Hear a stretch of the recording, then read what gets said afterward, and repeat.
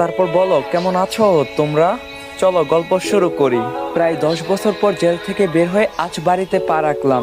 সেই 16 বছর বয়সে আপন দুলাভাইকে খুন করার অপরাধে জেলে গিয়েছিলাম। বাড়ির সামনে আসতেই একদম অবাক হয়ে গেছি। পুরো বাড়িটা সাজানো আছে বিভিন্ন রকমের বাতি আর ফুল দিয়ে। গেটের সাজানো দেখে বুঝলাম বড় কোনো অনুষ্ঠান আছে, কিন্তু কিসের অনুষ্ঠান? আপু তো 2 দিন আগে আমার সাথে দেখা করছিল, তাহলে সেদিন সে কেন বলে নাই আমাকে এই কথা?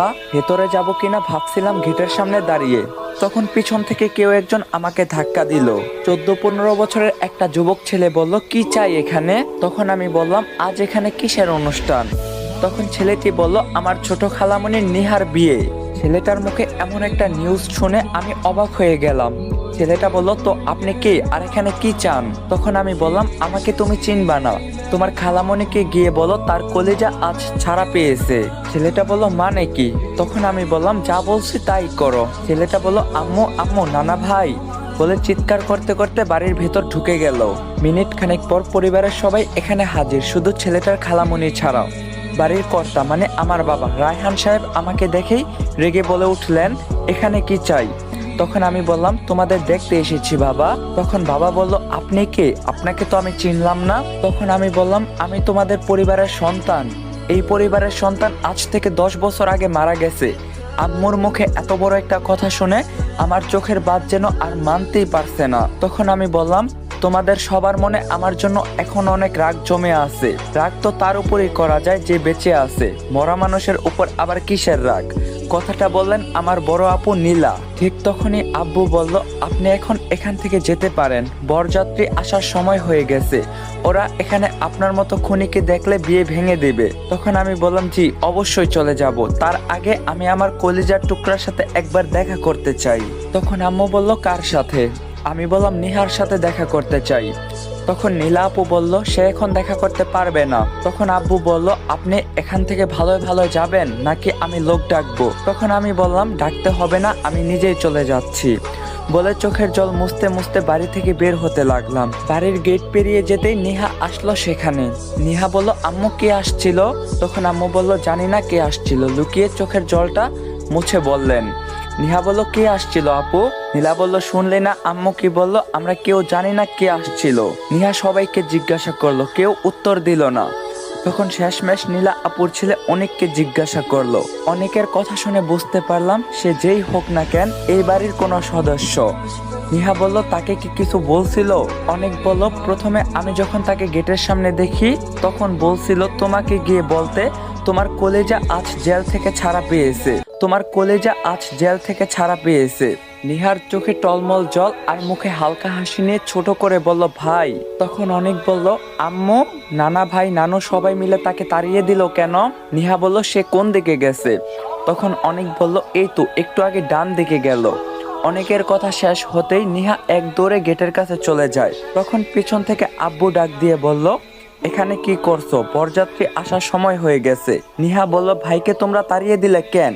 চোখ টলমল পানি নিয়ে অভিমান সুরে বলল কথাটা। তখন আব্বু বলল, কে ভাই? কার ভাই? তুমি জানো না তোমার ভাই আজ থেকে 10 বছর আগে মারা গেছে? নিহা বলল, মারা গেছে তোমাদের জন্য হতে পারে, কিন্তু আমার জন্য আমার ভাই এখনো বেঁচে আছে। নিহার মুখে এমন কথা শুনে আব্বু তার কাছে এসে তাকে একটা কষে চড় বসিয়ে দিয়ে বললেন, বেশ তর্ক শিখে গেছিস, চুপচাপ রুমে গিয়ে রেডি হ, একটু পরই বরযাত্রী আসবে। নিহা বলল, আমি কবুল বলার সময় আমার ভাইকে আমার সামনে না থাকলে কবুলের 10 সেকেন্ড পরে আমি বিষ খাবো। এখন আমি জানি না তোমরা কিভাবে আমার ভাইকে আমার সামনে নিয়ে আসবে। বলে গাল ফুলিয়ে চলে যায় নিহা। সেখান থেকে সোজা নিজের রুমে গিয়ে দরজা লাগিয়ে দেয়। এদিকে আমি হাঁটছিলাম নতুন কোনো ঠিকানার উদ্দেশ্যে। ফুটপাত দিয়ে হাঁটতে হাঁটতে শহরের মধ্যবিত্ত একটা বেঞ্চে গিয়ে বসলাম। তখন কয়েকটা গাড়ি এসে আমার সামনে থামলো। দেখে লাগছে এটা কোনো বিয়ে বাড়িতে যাবে হয়তো, কিন্তু এখানে এসে কেন থামলো? তখন দেখি একটা গাড়ির টায়ার পাংচার হয়েছে। যে গাড়িটা নষ্ট হয়েছে সেটাকে রেখে সব গাড়ি চলে গেল। ড্রাইভার টায়ার চেঞ্জ করছিল। খুব গরমও ছিল, তাই গাড়িতে থাকা সবাই বের হয়ে গেছে। প্রায় 10 থেকে 12 জন, তাদের মধ্যে মেয়েদের সংখ্যা বেশি। আমি একসাথে এতগুলো মেয়েদের দেখে সেখান থেকে উঠে গেলাম। ফুটপাতের আরো মানুষজনও হাঁটছিল। সবার ভিড় কাটিয়ে যাওয়ার সময় অনিচ্ছা শর্তে একটা মেয়ের বুকের সাথে আমার হাতটা লেগে গেল। তখন আমি বললাম, সরি সরি। মেয়েটা বলল বেয়াদবের বাচ্চা। তখন আমি বললাম গালি দিলেন কেন? তখন মেয়েটা বলল লুচ্চামি করতাছিস তো করতাছিস, তার উপর বড় গলা, তারা দেখাচ্ছি মজা। বলেই চিৎকার চেঁচামেচি করে মেয়েটা সেখানে অনেকগুলো মানুষের ভিড় জোর করলো। মেয়েটা বলল এদের মতো লুচ্চাদের জন্য আজ মেয়েরা স্বাধীনভাবে চলাফেরা করতে পারে না। তখন আমি বললাম আমি দেখি নাই, সরি বললাম তো। তখন মেয়েটা বলল প্রথমে ইচ্ছা করে আমার সাথে লুচ্চামি করছে, আর এখন আপনাদের দেখে সরি বলতাছে। আপনারাই বলেন এখন কি করা যায়? তখনই ভিড় থেকে একটা লোক বলে উঠলো, মারো শালা বদমাইশ বেটাকে। লোকটার কথা শুনে আমার কথা কেউ কানে না নিয়ে ঝাঁপিয়ে পড়লো আমার উপর। কারো ঘুষি, কারো লাথি খেয়ে পড়ে গেলাম মাটিতে। সবাই মিলে আমাকে গণধুলাই দিল প্রায় 10 মিনিট। আমাকে আধমরা বানিয়ে সবাই চলে গেল। রক্তাক্ত অবস্থায় পড়ে রইলাম আমি মাঝ রাস্তায়।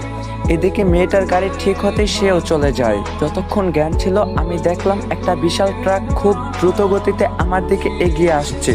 শরীরে একটুও শক্তি নাই সেখান থেকে সরে যাওয়ার জন্য।